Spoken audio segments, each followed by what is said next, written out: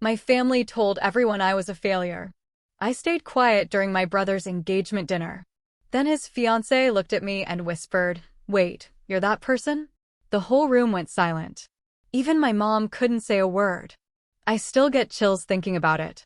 For years, my family had dismissed me, quietly believing I was a total failure, wasting my potential on computer hobbies. But then, at my brother's engagement dinner, the woman negotiating to buy my multi-million-dollar tech company looked me dead in the eye and exposed my biggest secret to everyone at the table.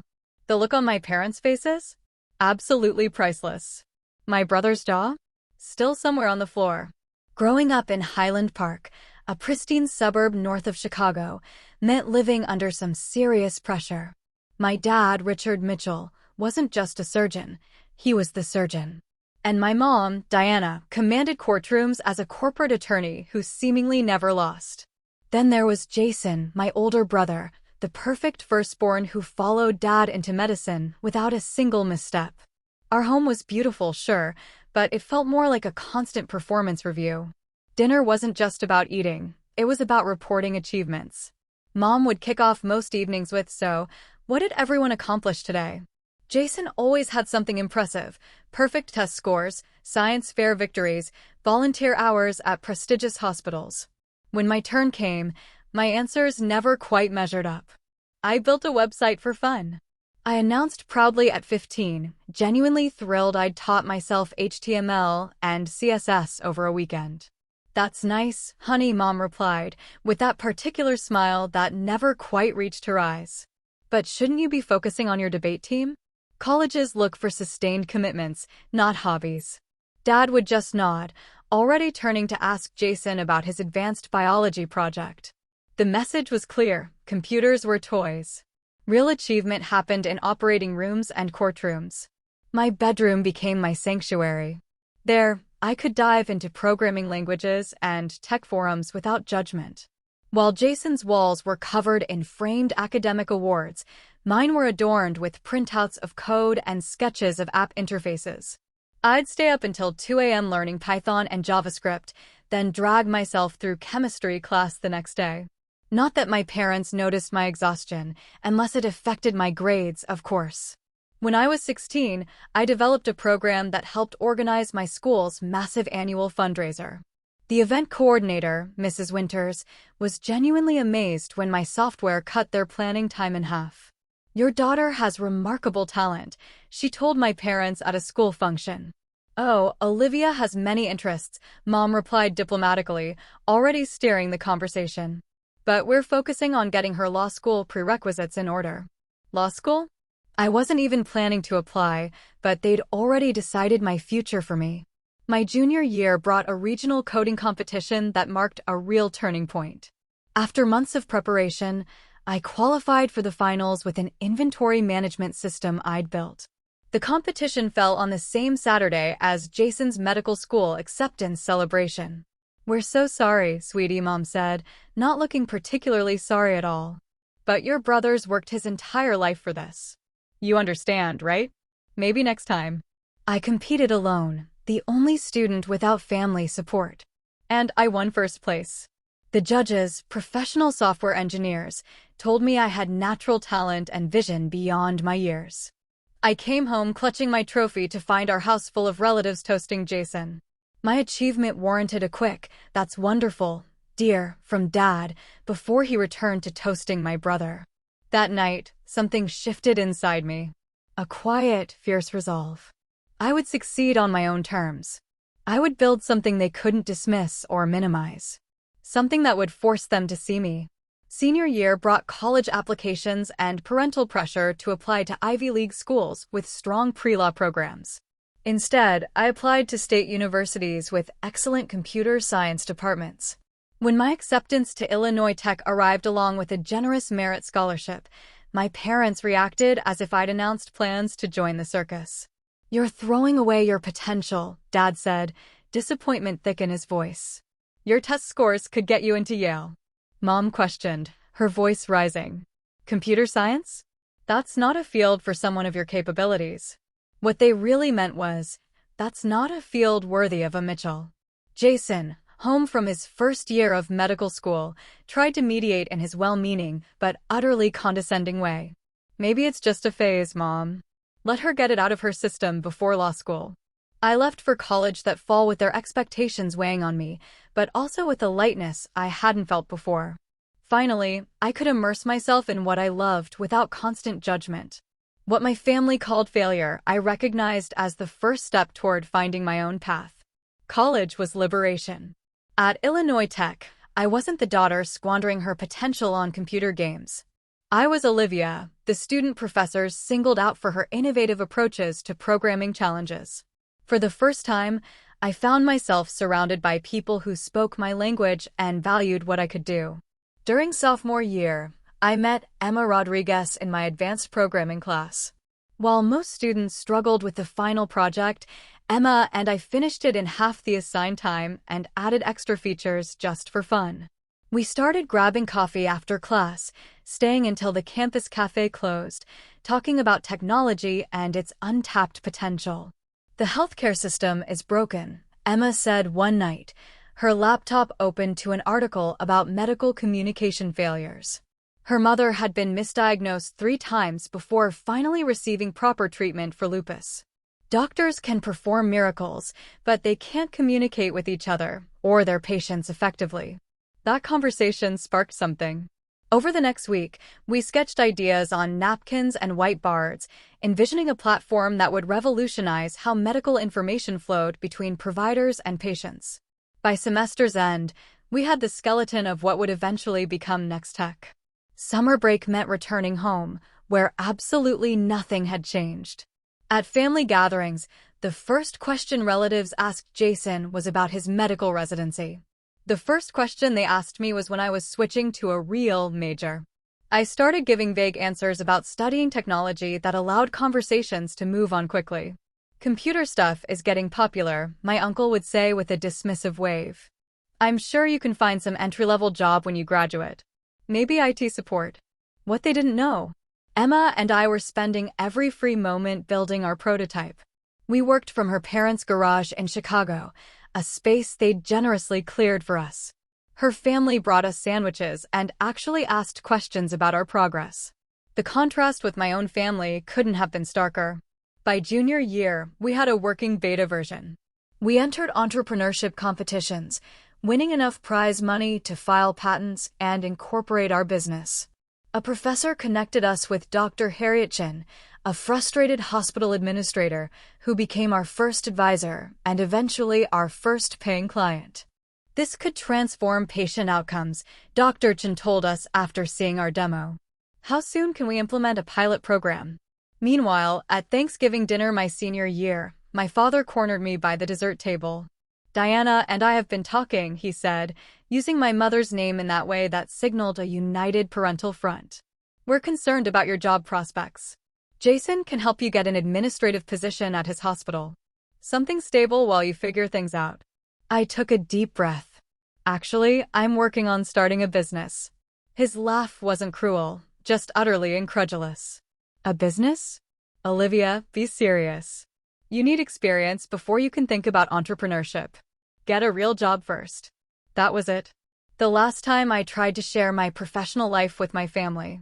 It hurt too much to have something I poured my heart into treated as a childish fantasy. Emma and I graduated and moved into a tiny apartment in Chicago's South Loop. We lived on ramen and coffee, coding until our eyes burned, taking side gigs building websites to pay rent. Our first office was a corner desk at a co-working space we could barely afford. Slowly, Next Tech gained traction. A small angel investment from one of our competition judges allowed us to hire our first employee, a brilliant developer named Tyler. We landed a contract with a regional medical center, then another with a network of outpatient clinics. When I called home, conversations remained superficial. Work is fine, I'd say when asked.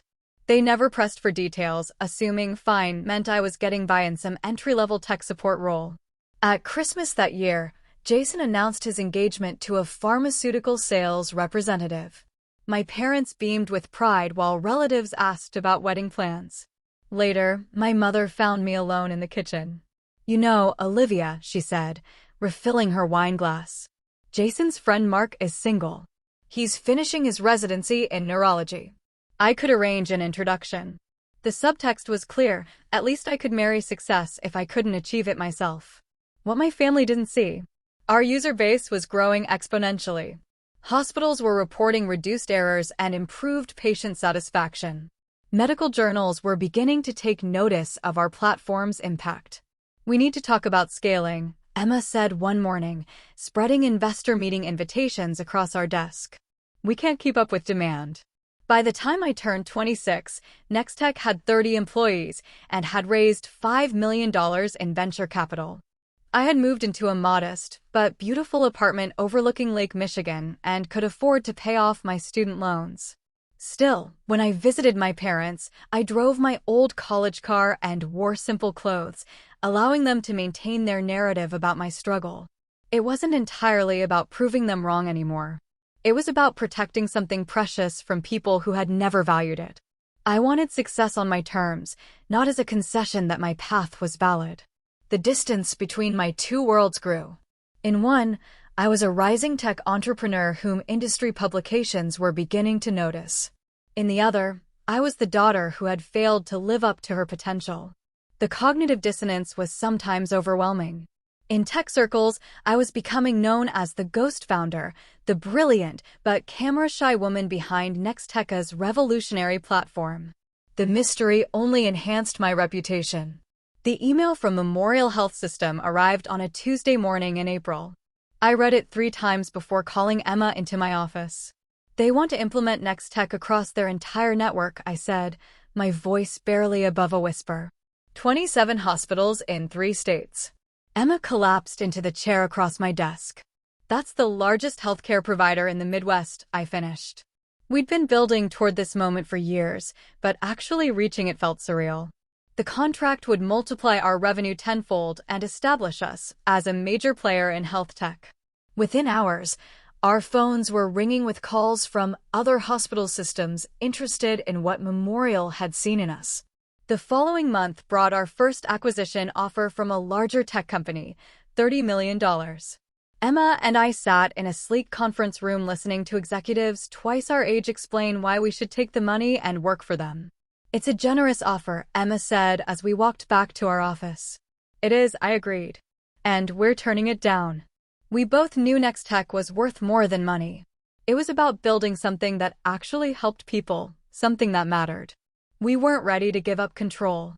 2 weeks later, venture capital firm Sierra Partners offered $30 million for a minority stake, valuing our company at over $100 million. This time, we accepted. The investment would allow us to expand without losing our vision. When the press release went out, I requested that only my first name be used, Olivia, co-founder and CEO. The articles read, usually with Emma's photo beside a silhouette with my name. It wasn't about hiding exactly. It was about controlling my narrative. Don't you want recognition? Emma asked after an industry conference where I deliberately kept a low profile. You've earned it. I do, I admitted. Just not yet, and not from strangers. What I couldn't articulate, even to Emma, was my complicated relationship with validation. I wanted my family to see me, truly see me, but I wasn't sure I could handle them taking credit for my success or minimizing it once it became undeniable. I needed this to be mine completely before I shared it. Besides, there was something powerful about building an empire in silence. The profile in TechWorld magazine came next. They wanted photos of both founders, but I negotiated, just Emma's clear image and me photographed from behind, looking out over our growing office.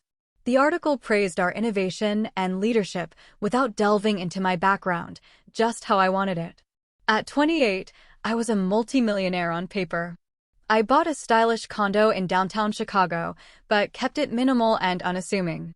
When relatives asked about my apartment, I described it vaguely as a small place with roommates, allowing them to believe I was still struggling.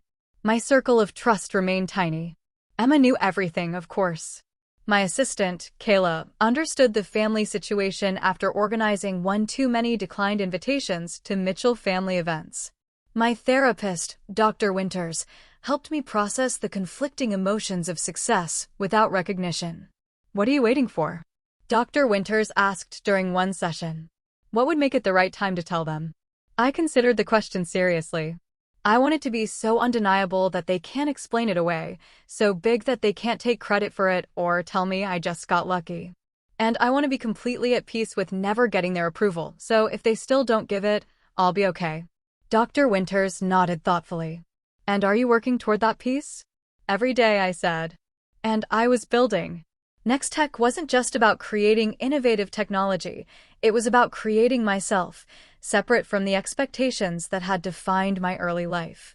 The irony wasn't lost on me that my brother had followed our father into medicine, yet I was the one revolutionizing healthcare. Nextech was now being used by over 200 medical facilities nationwide. Studies showed it reduced communication errors by 43% and improved patient satisfaction scores by 38%. Every few months, usually after some family gathering where I'd been subtly pitted against Jason, I would pull up our company valuation and user statistics. Not from vanity, but as a reminder that external validation wasn't the measure of worth. The numbers helped ground me when old insecurities threatened to resurface. Then came the rumors of potential acquisition by Horizon Health Technologies, one of the largest health software companies in the country. Their initial outreach was tentative, feeling out whether we might entertain an offer after turning down several others. They're talking $200 million minimum, Emma said after an exploratory lunch with their development director. $200 million. A figure that would make headlines, that would be impossible for even my achievement-oriented family to dismiss. Part of me wondered if this might finally be the moment to step out of the shadows, but another part hesitated. Was I really ready for my worlds to collide? What would it mean to suddenly be seen by the people who had spent a lifetime looking past me? I didn't have much time to consider these questions. Life was about to force my hand in the most unexpected way. The call from my mother came on a Sunday afternoon as I was reviewing quarterly projections. Olivia, wonderful news, she announced without preamble. Jason and Sophia have set a date. Labor Day weekend. They're planning an engagement dinner next month at Bluebird. You'll need to clear your calendar. Bluebird was Chicago's newest Michelin-starred restaurant, impossible to get into without connections or a 3-month wait. Clearly, Jason was pulling strings through his hospital board contacts. That's great, I said, genuinely happy for my brother despite our complicated relationship. I'll be there. Wonderful. My mother's voice shifted to a more critical tone. And Olivia, it's a very upscale event. Perhaps we should go shopping for something appropriate. I noticed at Christmas your wardrobe is still very collegiate. I glanced down at my designer silk blouse and tailored trousers, an outfit that had cost more than most people's monthly rent. Not that my mother would know.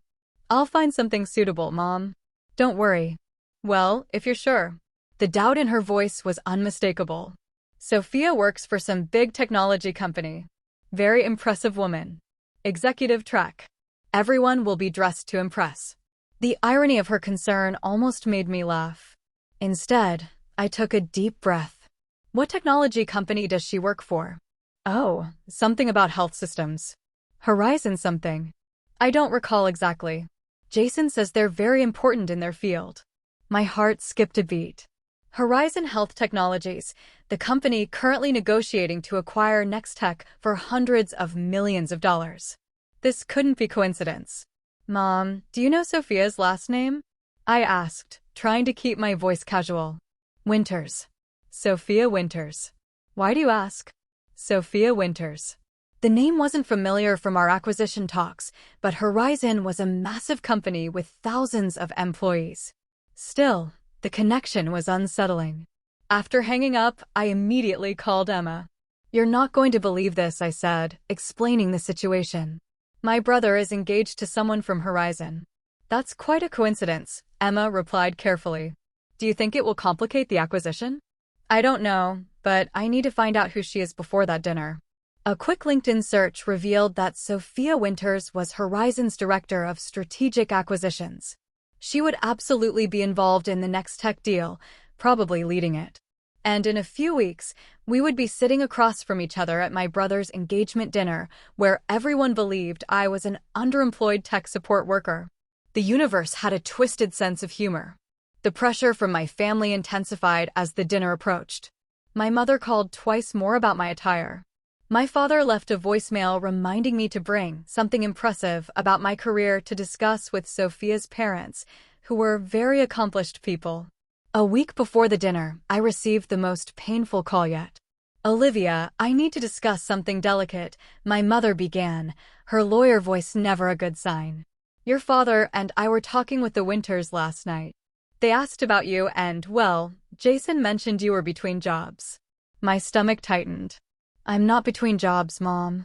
Well, that little computer help desk position wasn't exactly something to highlight. Jason was just trying to smooth things over.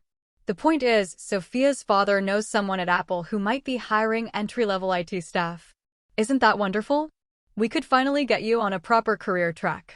The casual dismissal of my work, the assumption that I needed rescuing, the complete lack of curiosity about what I'd been doing for the past 5 years, it all crashed over me in a wave of frustration.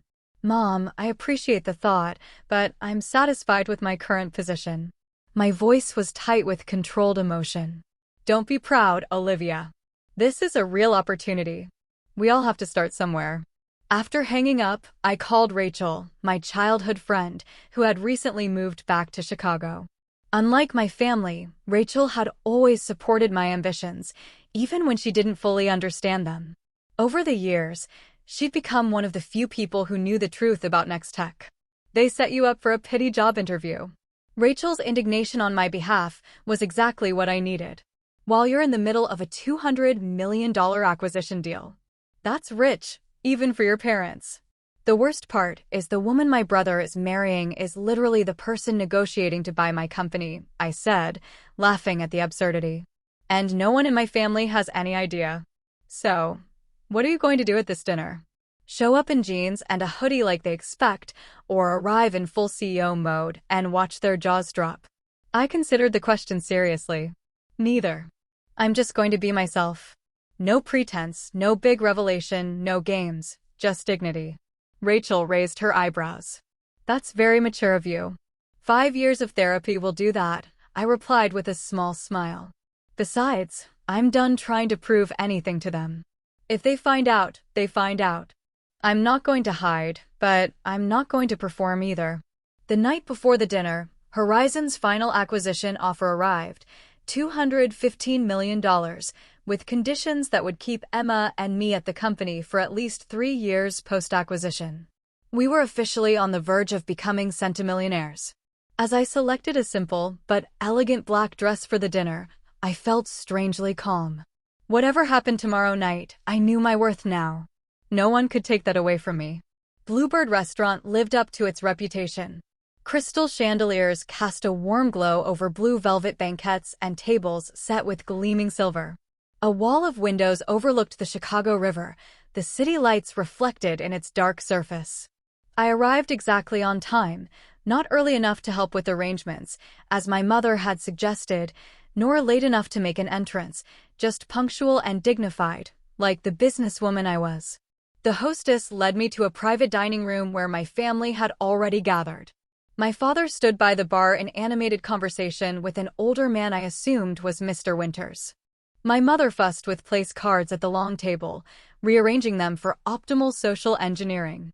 Jason spotted me first. "Liv, you made it." He crossed the room and embraced me with the easy confidence of someone who has never questioned his place in the world. "Come meet Sophia." She stood by the window, tall and elegant in a burgundy dress, her dark hair swept into a sophisticated updo. I recognized her immediately from Horizon's executive page, though I'd never seen her in person during our negotiations, which had been handled through intermediaries until this final stage. "Sophia, this is my sister, Olivia," Jason said with the slightly apologetic tone he always used when introducing me to his accomplished friends. "It's so nice to finally meet you," Sophia said warmly, extending her hand. "Jason talks about you all the time." I wondered what exactly he said, but smiled and shook her hand. "Congratulations on your engagement. I'm happy for you both." My mother appeared at my elbow. "Olivia, I see you found something to wear." "That's nice." The pause spoke volumes. "We've put you next to Cousin Margaret. You always got along with her." They'd seated me far from the important guests. Dinner began with champagne and toasts. My father spoke first, raising his glass to Jason and Sophia. "To my son, who has made us proud every day of his life," he said, his voice thick with emotion, "and to Sophia, a brilliant, accomplished woman worthy of him." We couldn't ask for a better addition to our family. My mother's toast followed, a carefully crafted speech that highlighted Jason's achievements from his first science fair victory to his recent promotion to chief resident. She concluded with, "And now he's found a partner equally dedicated to excellence." To Jason and Sophia. As glasses clinked, I noticed Sophia looking at me with a slight furrow in her brow, as if trying to place me in some context beyond Jason's underachieving sister. The first course arrived, and conversation flowed around me. Cousin Margaret asked about my job situation with the delicate approach of someone inquiring about a terminal illness. "I'm in health technology," I said simply. "Database management." Not untrue, just dramatically understated. "Oh, that's nice," she replied with the same inflection my mother had used earlier. "Is there room for advancement in that field?" Before I could answer, my uncle leaned across the table. "Olivia, Jason tells us you might have a lead on a position at Apple. That would be quite a step up for you." I took a slow sip of water. "I'm actually quite satisfied with my current work." My father overheard and joined in. "Olivia, there's no shame in accepting help to get your foot in the door somewhere respectable. We all want to see you succeed." From across the table, I noticed Sophia staring at me more intently now. Recognition was dawning in her eyes. "Olivia," she said during a lull in conversation, her voice cutting through the ambient noise. "Forgive me, but is your last name Mitchell?" The table fell quiet. Jason looked confused. "Of course it is. She's my sister." Sophia's eyes widened. "You're Olivia Mitchell from Next Tech." And there it was. The moment I both dreaded and secretly anticipated for years. "Yes," I said simply. Sophia set down her fork with a small clink against fine china. "Wait, you're the founder? The CEO, Olivia Mitchell?" The one, she stopped herself, suddenly aware of the public setting. Jason laughed nervously. "Sophia, I think you're confusing Olivia with someone else. My sister works in tech support or something." "No," Sophia said slowly, looking directly at me. "Your sister is the founder and CEO of Next Tech, the healthcare communication platform that's revolutionizing patient care across the country. The company my firm is currently in final negotiations to acquire for over $200 million. The silence that followed was absolute. My father froze with his wine glass halfway to his lips. My mother's hand fluttered to her pearl necklace. Jason's mouth literally hung open. "Is this true?" My father finally managed. I met his gaze steadily. "Yes. Emma Rodriguez and I founded Next Tech 6 years ago. We currently employ over 70 people and serve more than 300 healthcare facilities nationwide." "But why wouldn't you tell us?" My mother looked genuinely bewildered. Before I could answer, Sophia continued, her professional demeanor giving way to genuine enthusiasm. "Your platform reduced medication errors at Boston General by 62% in the first year. The interface design revolutionized how doctors access patient information. We've been trying to develop something similar for years, but your solution is light years ahead. It's why we're willing to pay such a premium to acquire you." My family stared at me as if seeing a stranger. In many ways, they were. $200 million? My father's voice was faint. Sophia nodded. "The acquisition is set to close next week, pending final approval." She turned to me with a slightly embarrassed smile. "I had no idea you were Jason's sister. Your company profile just shows Olivia, with no photo, and our teams have been handling the negotiations." "I prefer to maintain a low profile," I said. The understatement of the century. The rest of the dinner passed in a blur of shocked questions and awkward revelations. Relatives who had subtly pitted me against Jason an hour before now asked for investment advice. My mother mentioned 3 times that she always knew I had a special talent with computers. My father claimed he'd told colleagues about his daughter, the tech entrepreneur, for years. Jason alone remained relatively quiet, processing the fact that his struggling little sister was about to sell her company for a sum that dwarfed his entire expected lifetime earnings as a physician. Through it all, I maintained my composure, answering questions politely, but without the desperate desire for approval that had defined so much of my earlier life. The validation I'd once craved now felt hollow in the face of their sudden, opportunistic pride. As the evening wound down, Sophia pulled me aside. "I'm sorry if I created an awkward situation. I was just so surprised." I smiled genuinely. "Don't apologize. It's been a long time coming." "For what it's worth," she added, "your reputation in the industry is extraordinary. People call you the ghost genius. Now I understand why you kept such a low profile." As we said our goodbyes, my mother clutched my arm. "We need to talk soon, Olivia. Properly talk about everything." I nodded, knowing the conversation was inevitable, but no longer fearing it. "We will." Walking to my car, I felt lighter somehow. The secret I'd carried for years was finally in the open. Whatever came next, I would face it on my own terms, secure in the knowledge of what I had built. The first text arrived before I even got home from the dinner. "My mother, we need to talk. Brunch tomorrow. The Drake Hotel at 11. By morning, my phone was flooded. Relatives suddenly remembered they'd always supported my computer interests. Cousins who hadn't spoken to me in years asked about investment opportunities. Jason sent 3 separate messages, each more confused than the last, culminating in a simple, "Why didn't you tell me?" I replied only to my parents, agreeing to brunch. Some conversations needed to happen in person. The Drake's dining room was elegant and discreet, perfect for the difficult conversation ahead. My parents were already seated when I arrived, both dressed impeccably, as if for an important business meeting rather than family brunch. "Olivia," my father stood awkwardly, oscillating between his usual perfunctory greeting and something more befitting a daughter he'd just discovered was wildly successful. He settled on an uncomfortable hug. "You look well." My mother was less restrained. "Darling, we have so much to discuss. I've been reading all about Next Tech this morning. The innovation awards, the funding rounds, the user growth statistics. Why would you keep all this from us? We're your family." I took a deep breath. "I think you know why." "I certainly don't," my father replied, his tone defensive. "We've always supported your pursuits." The waiter arrived with coffee, giving me a moment to compose my thoughts. Once he left, I looked directly at my parents. "You never took my interest in technology seriously. Every time I tried to share my work with you, it was dismissed as a hobby, something to get out of my system before finding a real career. After a while, it was easier to stop trying." "That's not fair," my mother protested. "We just wanted what was best for you. The technology field seemed so uncertain. What you wanted was for me to follow a path you understood and approved of," I corrected gently. "When I chose differently, you treated it as failure." My father leaned forward. "We always knew you had potential, Olivia. We were just pushing you to excel." "No," I said firmly. "You were pushing me to conform. There's a difference." "Well, clearly it worked out," he countered. "Look at what you've accomplished. Perhaps our pushing helped motivate you." It was the exact response I'd feared and expected, taking credit for success they'd played no role in, rewriting history to cast themselves as supportive mentors rather than dismissive critics.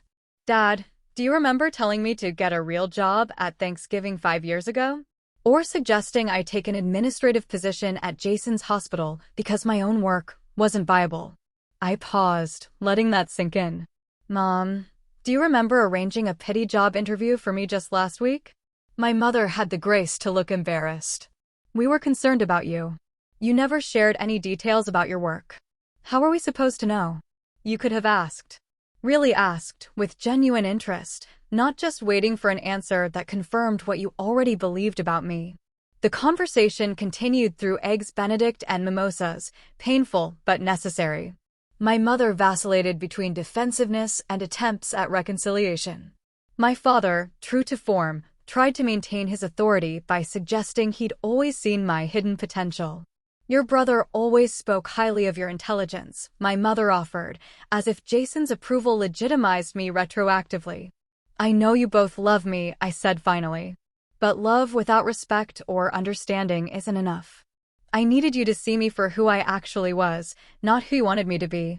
We parted with tentative plans to have dinner the following week, a first step toward whatever our relationship might become. It wasn't the cathartic resolution of a movie scene, but real healing rarely is. Jason appeared at my apartment that evening unannounced. I brought wine, he said awkwardly, holding up an expensive bottle of Cabernet. Figured we might need it. I let him in, somewhat surprised by his initiative. My sleek penthouse, with its floor-to-ceiling windows and minimalist design, was a far cry from the struggling existence he'd imagined for me. Nice place, he said, looking around. Really nice. Thanks. We settled in my living room, glasses of wine in hand, the Chicago skyline glittering beyond the windows. So, he began. I've been an ass. The blunt admission startled a laugh out of me. Not entirely. No, I have. I bought into this whole narrative about you struggling or being lost or whatever. I never really asked you about your work, like actually asked. No, you didn't. He swirled his wine thoughtfully. I think I liked being the successful one, the one who made Mom and Dad proud. It was comfortable. His honesty disarmed me. I'd expected excuses or the same revisionist history our parents had attempted. For what it's worth, he continued, I'm sorry. And I'm really impressed by what you've built. Sophia hasn't stopped talking about your platform. Apparently, you're some kind of genius. I just built something I believed in, I said. Something that actually helps people, like what I try to do as a doctor. He nodded. Just on a much larger scale, apparently. We talked for hours, really talked, perhaps for the first time as adults. He asked genuine questions about Next Tech, about the challenges of building a company from nothing. I asked about his medical work and found myself actually interested in his answers when they weren't presented as evidence of his superiority. As he was leaving, he paused at the door. Sophia really likes you, you know. She was mortified about outing you at dinner, but she's hoping you two might become friends, especially if you'll be working together after the acquisition. I'd like that, I said, surprised to find I meant it. Over the next few weeks, as the acquisition moved toward completion, my family relationships entered unfamiliar territory. My parents oscillated between genuine attempts to understand my work and reflexive behaviors born from decades of seeing me through a particular lens. There were uncomfortable lunches where my father tried to give me business advice and awkward phone calls where my mother asked if I was eating properly despite my busy CEO schedule. But there were also moments of genuine connection.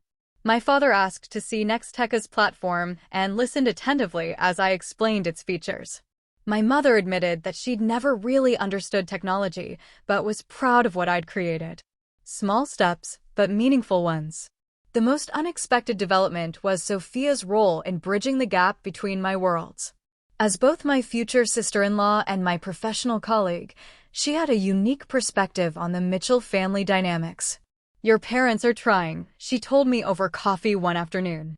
They just don't have the vocabulary for this version of success. They're learning a new language. A language you seem to speak fluently, I observed. She smiled. I grew up with parents who measured worth by academic degrees and professional titles. It took me years to realize there are many paths to a meaningful life. Maybe I can help translate a bit. And she did, gently educating my family about the tech industry, contextualizing my achievements in terms they could understand, and occasionally giving them a reality check when they slipped into old patterns. Her efforts weren't always successful, but they helped ease the transition to our new reality. The acquisition closed on schedule, transforming Emma and me into centimillionaires overnight. The press release mentioned both our full names and included professional photos, my first public acknowledgement as Nextech co-founder. The ghost genius was finally stepping into the light. 6 months after my brother's engagement dinner, life had found a new rhythm. The Nextech acquisition had closed successfully, and I now led the innovation division at Horizon Health Technologies. Our platform was being implemented in hospitals across 3 continents, with Emma overseeing international expansion. My office overlooked the Chicago River, its waters reflecting the changing seasons. Today, spring sunshine glinted off its surface as I finished a conference call with our development team in Singapore. A text from Sophia interrupted my workflow. Reminder, dinner at your place tonight. I'm bringing that wine you liked. Jason says he's making dessert, so expect emergency cupcakes from the bakery when he inevitably burns something. I smiled. These casual family dinners had become a monthly tradition, something I would have found unimaginable a year ago. Sometimes my parents joined, sometimes it was just the three of us. But the easy camaraderie that had developed between Sophia, Jason, and me was something I treasured. Working with Sophia had accelerated our friendship. Her straightforward approach to business matched my own, and her insights into my family dynamics proved invaluable. She understood my parents in ways I sometimes couldn't, identifying the insecurities beneath their controlling behaviors. Your dad didn't dismiss your tech career because he thought you'd fail, she observed once. He dismissed it because he didn't understand it. And Richard Mitchell hates not understanding things. My relationship with Jason had transformed most dramatically. Without the hierarchy of successful doctor and struggling sister, we discovered common ground. Both of us were driven, detail-oriented perfectionists who genuinely wanted to improve healthcare. Now we traded ideas instead of judgments. My parents were trying. That was the most accurate description. We had established new boundaries, with my mother no longer offering unsolicited advice about my appearance, and my father making visible efforts to ask questions about my work without immediately suggesting improvements. Our weekly Sunday calls were no longer exercises in evasion, but actual conversations. Not always easy ones, but real nonetheless. My mother had even visited Nextech's offices, her initial awkwardness giving way to genuine pride as employees greeted me with obvious respect. The healing wasn't just external. The acquisition had given me the freedom to focus on my own well-being in ways I'd neglected during the startup grind. Regular therapy sessions with Dr. Winters helped me process the complicated emotions around my family's sudden recognition. You spent years protecting yourself from their judgment, she noted during one session. Now that protection isn't necessary in the same way, but the habits remain. It's okay to let some of those walls down gradually. I'd taken her advice, not just with family, but in building a broader support network. Rachel remained my oldest and most trusted friend, but I'd also connected with other women entrepreneurs through mentoring programs and industry events. The isolation that had characterized my early career had given way to a chosen family of people who understood both my work and my journey. One particular source of joy was mentoring young women in technology.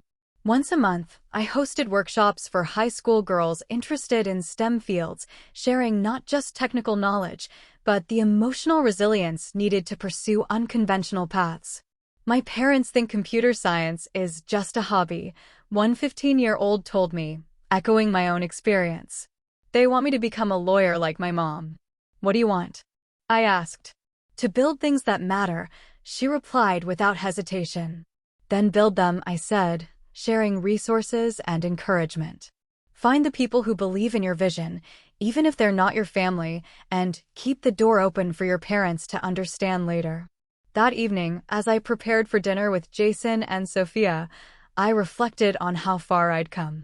The external validation I'd once craved had arrived in abundance: industry recognition, financial success, even family acknowledgement.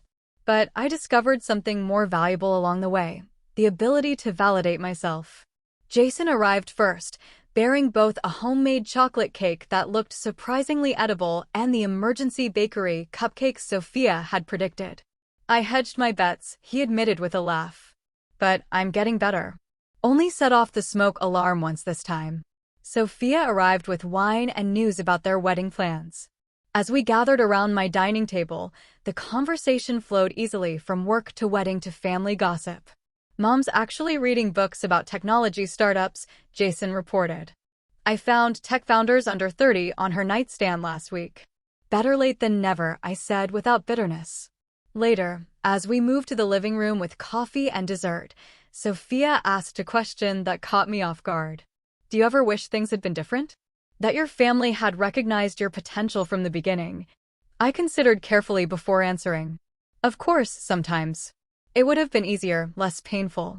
But I'm not sure I would have built the same resilience or clarity of purpose. I learned to believe in myself when no one else did. That's a powerful foundation. Plus, Jason added with newfound self-awareness, if mom and dad had been fawning over your tech career, I might have grown up even more insufferable than I was. We laughed, the sound floating out over the city lights. The journey wasn't over. Family relationships are never truly fixed, but rather continuously evolving. There would be more difficult conversations, more moments when old patterns threatened to reassert themselves. But something fundamental had shifted. I no longer needed my family to see my worth in order to know it myself.